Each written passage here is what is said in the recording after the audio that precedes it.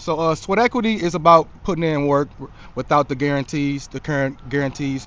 So like, what does sweat equity mean to you personally? Man, sweat equity just means just putting that work in. I remember when I first met you, and when you had your brand. I think at the time we were the family, Hmm. and you had sweat equity, and sweat equity is really what, and a lot of us didn't even really know what sweat equity meant.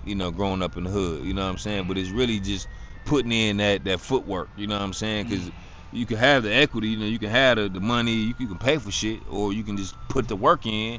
Get your hands dirty, get a couple blisters on your feet and back hurting the next day, knees hurting, you know what I'm saying? Like really putting that work in.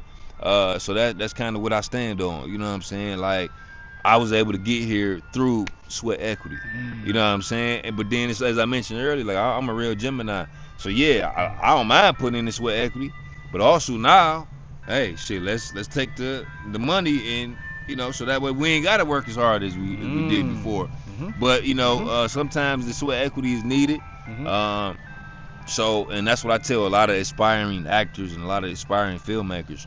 Like y'all, just come together and put the work in. Everybody worried about a day rate or how much I'm gonna get paid, this, that, and the third.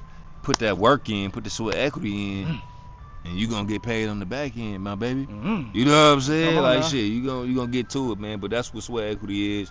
Putting that work in, man. Getting them the motherfucking blisters, feet bleeding. Your back hurting, man. You tired. You don't want to get up 7 o'clock in the morning. You hitting snooze. Hey, it's time to get up and work, man. Punch that motherfucking clock in. And I'm not talking about the real clock that you punching in for somebody else. I'm talking about this virtual clock that you gotta punch in and work for your goddamn self. Yes. You see what I'm saying? Come on now. For real. Okay. Okay. Okay. So can you share a moment where you felt the grind paid off? Man, so I think the moment I felt was when I released Tina and Lori, man, back in 2021. I had Dennis Reed, man. He was texting me daily, about the numbers that this movie was doing, and I remember it was around Christmas time, and I was like, man, I'm like, my my plan is paying off, like I'm able to make good, legitimate money. Yes.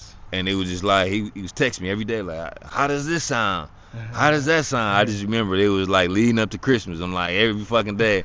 I was like, man, Christmas came early around this motherfucker, man. No, for real, bro. And that really changed my life. So that was a moment where I'm like, I'm here.